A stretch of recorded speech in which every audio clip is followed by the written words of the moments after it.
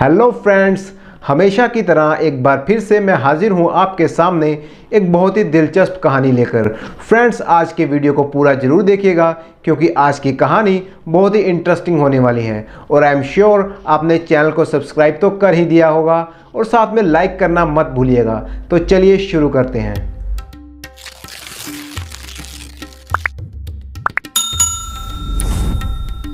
सोनपुर गांव में रहने वाला जीतन लोहार का काम करता था। पूरा दिन वो लोहे के तरह तरह के औजार बनाकर बेचता था। यही उसकी कमाई का साधन था। जीतन स्वभाव से बड़ा ही मनमौजी और हंसी मजाक करने वाला आदमी था। दिन भर जो भी ग्राहक उससे मिलने के लिए आते, जीतन उनसे हंसी ठिठोली करता ही रहता था। जीतन की भगवान में बहुत ही आस्था थी। वो रोज मंदिर जाता और जब भी अपने काम में लगा होता तो भगवान कृष्ण का नाम गुनगुनाता रहता था।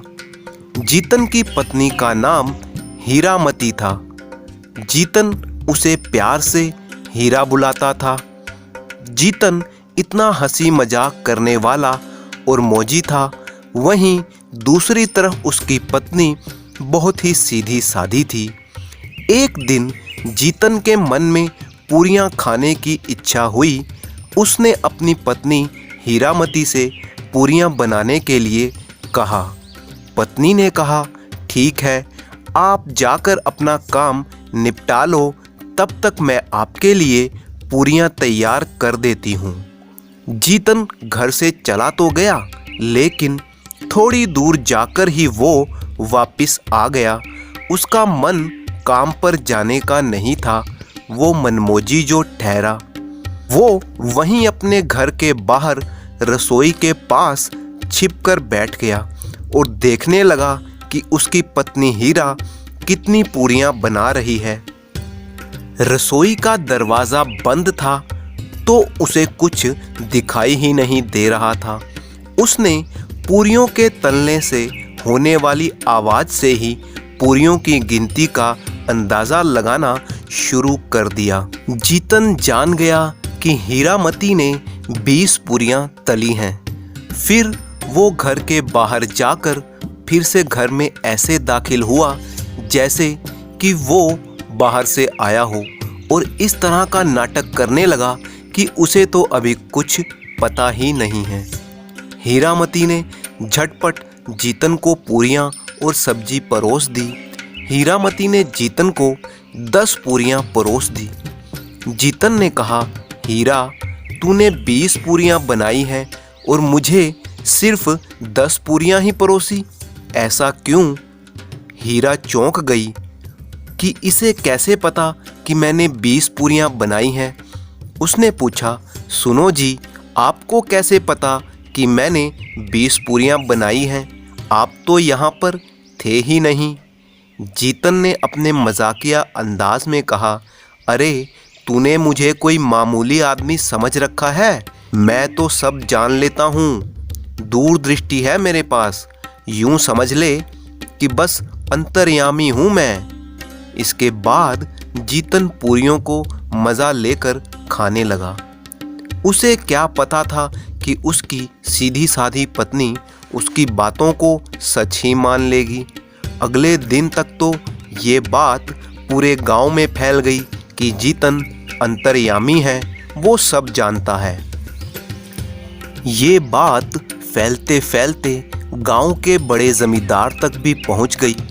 अभी 2 दिन पहले ही जमींदार के घर से सोने की मूर्ति चोरी हो गई थी।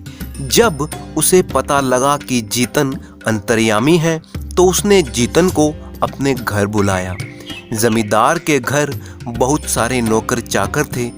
जब जीतन जमींदार के घर पहुंचा तो जमींदार खटिया पर बैठा हुआ था और एक नौकर उसकी टांगें दबा रहा था। जमींदार ने जीतन से कहा, मुझे पता है कि तुम सब जानते हो।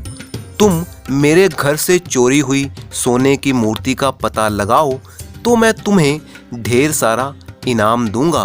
परंतु अगर तुम झूठे निकले तो तुम्हारी खैर नहीं, मैं तुम्हारी खाल खिंचवा दूंगा, समझे? चलो जल्दी बताओ कि मेरी मूर्ति किधर है और किसने चुराई है। जमींदार की धमकी सुनकर जीतन के हाथ पैर कांपने लगे। उसे कहाँ से पता होता कि मूर्ति किधर है और चोर कौन है। डर के मारे वो भगवान का नाम बड़बड़ाने लगा, हे गोपाल गोपाल क्या करूं, गोपाल मेरा क्या होगा।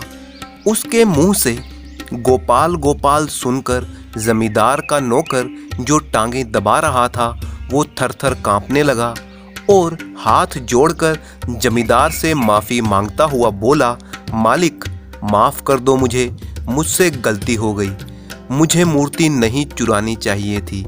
दरअसल उस नौकर का नाम गोपाल था और उसी ने जमींदार के घर से मूर्ति चुराई थी। उसे लगा कि जीतन ने उसे पहचान लिया है कि वो ही चोर है, इसलिए उसका नाम बुदबुदा रहा है। जमींदार हैरान हो गया कि कुछ ही पलों में जीतन ने चोर को पकड़वा दिया। उसने ढेर सारे सोने के सिक्के जीतन को इनाम में दे दिए। वहां से जाने से पहले जीतन ने जमींदार से प्रार्थना की कि उस नौकर के अपराध को क्षमा कर दिया जाए, क्योंकि ज़रूर उस नौकर ने किसी मजबूरी में ये चोरी की होगी।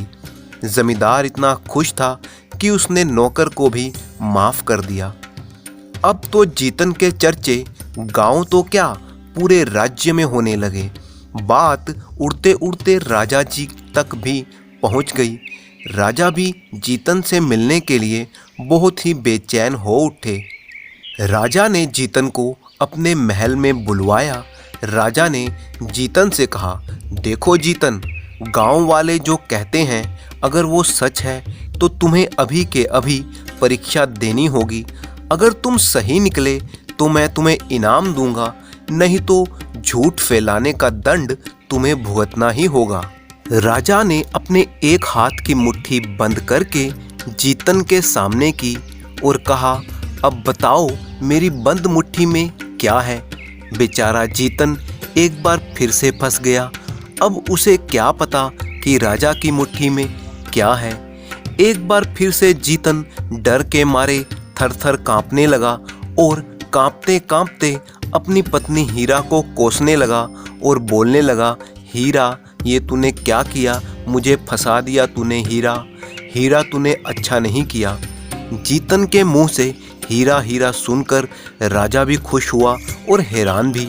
उसने अपनी मुट्ठी खोलते हुए कहा, जीतन सच में मेरी मुट्ठी में तो ये बेशकीमती हीरा है। तुम तो सचमुच सब कुछ जान लेते हो। ये लो, ये बेशकीमती हीरा अब तुम्हारा है, यही तुम्हारा इनाम है। अगर मुझे तुम्हारी फिर से ज़रूरत पड़ी तो मैं तुम्हें फिर से बुलाऊंगा। जीतन ने वो हीरा रख लिया और चैन की सांस ली।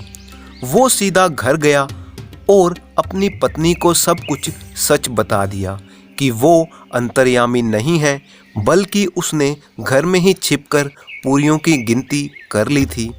और उसी रात को जीतन अपना सारा सोना और बेशकीमती हीरा लेकर वो राज्य छोड़कर वहाँ से चला गया। फिर दोबारा किसी ने जीतन और हीरामती को वहाँ पर नहीं देखा। तो दोस्तों, इसी तरह की मज़ेदार कहानियाँ सुनने के लिए आप चैनल को सब्सक्राइब कर लीजिए। वीडियो को लाइक और कमेंट करना बिल्कुल मत भूलिएगा। आपका कीमती समय देने के लिए बहुत बहुत धन्यवाद।